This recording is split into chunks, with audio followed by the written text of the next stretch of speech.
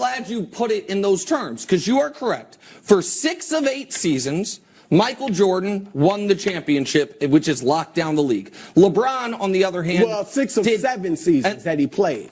Okay. But there were 8 NBA seasons. Michael Jordan opted not to participate in one of them. So he's going to get punished for that?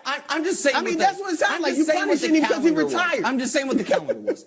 And then LeBron James, for 4 of... I got to do it in my head real quick.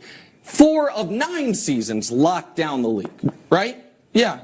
It would be from 12 not locking to 20. down.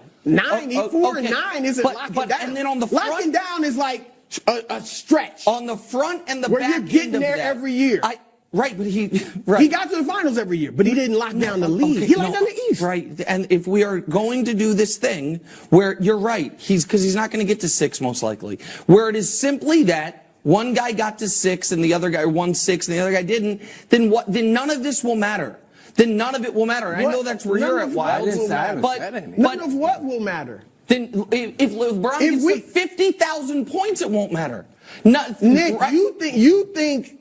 I don't think the peaks. LeBron, I think, is the second greatest player ever. So of course, it's relatively close. Okay. But I don't think anyone can say at their peak who was better, LeBron James or Michael Jordan, and say LeBron.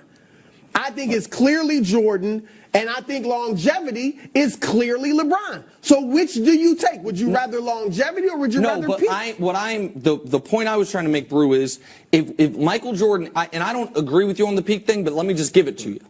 If Michael Jordan's peak is a 100 out of 100 rating, and LeBron's peak as the second best player ever, call it a 97 out of 100 rating. Longevity, LeBron is by definition 100 out of 100, and Jordan was about an 80. Jordan had a lot of guys play a lot more. Yeah, but longevity is still not. So you're saying you're almost saying it doesn't matter at all, because one gap is this close, and some people would say it's flipped the other way, and the other gap is this big and getting wider and wider. But I get it. Look, it's what LeBron. I don't want to take away from what LeBron's doing because the longevity is incredible. But if you're not they're the 10th seed right now in the West. I mean, Michael Jordan. What were they? At 39 years old as the Wizards? I'm curious. Yeah, they were the 9th or 10th seed in that year. Yeah. Okay. So had they had to play it, maybe they would have been in the playoffs too. Okay. Yeah. Big JTV, man. That was an amazing debate. That was a great debate. And by the way, like the video on y'all way in. Appreciate everybody here showing love. It's a great debate. And I got somebody in my comments who said that, first things first, should replace Undisputed on FS1, and I 100% agree. 110% agree. Why? Because of debates like this. You have to let in the young bloods, the new people, the people who have experience and know what they're talking about. And as much of a LeBron fan as I am, I'm going to stay a LeBron fan, okay? I literally have a Michael Jordan poster in my, my apartment. I love MJ. But I'm a bigger LeBron fan. And for LeBron James to go for 40,000 points, and by the way, I'm saying my numbers correctly now, 40,000 points. Like the video, appreciate it. It's amazing, man. And I'm on Nick Wright's side, bro. What we're doing now is that LeBron has been so great for so long that we're disrespecting him. We've reached to that point in his career where we're nitpicking, where every single thing about, LeBron is nitpicked to the upteenth degree, right? He has to be perfect. He has to be this. He has to be that. He has to get 6 rings. He has to do this within this amount of time. It's ridiculous, man. It's ridiculous. You have a 39-year-old man who is the best player on his team currently, okay? Who is averaging 27, 7, and 7 pretty much, all right? It had basically a triple-double a few days ago. Yesterday night, him and his team defensively beat the best team in the West, which is the Oklahoma City Thunder, and was able to be excellent throughout 21 consecutive seasons. Most All-Star game appearances, 4 MVPs, 4 rings. And like Nick Wright said, earlier in the conversation, he was about 3 votes away from getting Defensive Player of the Year. Now, if we're talking about peaks, right, the peak of their career, that I might give, you know what? I'm going to give it up to Jordan for that. Because at Jordan's peak, when he wasn't getting his bum beat up by the Detroit Pistons, when he wasn't getting spanked by the Boston Celtics, when he wasn't getting cooked pretty much every season, by those two great teams. Yes, Jordan had an amazing peak. I think he reached to a peak where I think it's virtually impossible to reach that peak that Jordan reached. And guess what? He had an all-time coach. Okay? He had an all-time coach. And you know what? We love doing this, right? We love doing this in our sports debates where we say, oh, it's all about the player. It's all about the player. It's all about the player. What about Phil Jackson? What about Phil Jackson? Bro, let me tell you this, man. I'm telling you this. I'm telling you that coaching matters a lot, bro. Before Phil Jackson got with the Bulls, Jordan and the Bulls were on some bull S-H-I-T, bro. They were trash. Doug Collins was not getting them anywhere.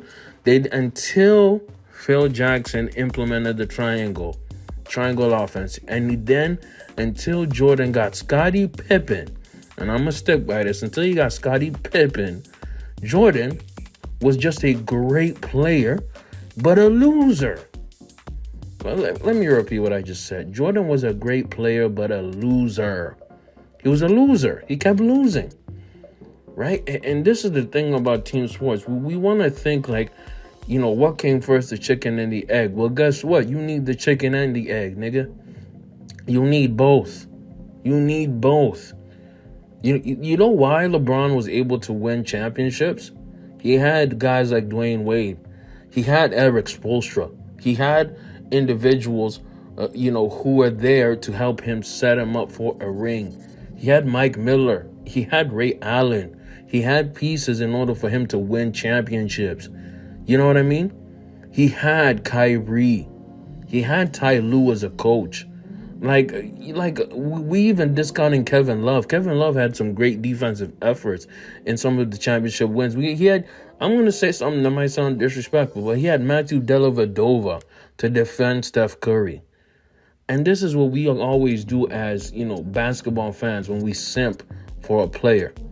So we're going to simp super hard for Michael Jordan and pretend like Jordan had no flaws. Like Jordan wasn't on the Wizards being trash. We're going to discount those Wizards years. You know why? Because we're Michael Jordan fanboys. MJ has done nothing wrong. Get the hell out of here, man. LeBron is the GOAT. LeBron has had 40,000 points. I'm not going to lie to you right now. By the time LeBron is done, he's going to be probably number 2 in assists. He might even challenge for number 1. All right? And he's going to fill up all the record books, and then y'all going to still find creative ways to hate. You're going to find creative ways to hate. My thing is, at least Broussard gives some kind of objectivity, gives valid criticisms, and he's not a pure hater like a guy like Skip Bayless. Nick Wright is absolutely 100% right, even though he got blitzed. I'm gonna be objective. He got blitzed and killed in this conversation. I'm not even gonna pretend like he didn't. He did. He got spanked. But for us to pretend like LeBron getting 40,000 points don't mean nothing, it invalidates everybody else's arguments and understanding of the game. It makes you look foolish. And for people to disrespect LeBron as a longevity guy, man, is that a bad thing? Is it a bad thing to score 40,000 points? The only NBA player to do it. There's only been 7 players who's even hit 30,000 some points. 7. Like people are just discounting greatness, man. At this point, it's become goofy. It's become disrespectful. LeBron James is the GOAT. Chris Broussard had great arguments. Get in the comments. Let me know what y'all think. Cuss me out if you want. Don't care. I'm with Nick Wright on this, even though Broussard put up LeBron James type numbers in this debate. Like the videos on the end screen. JTV, I'm out.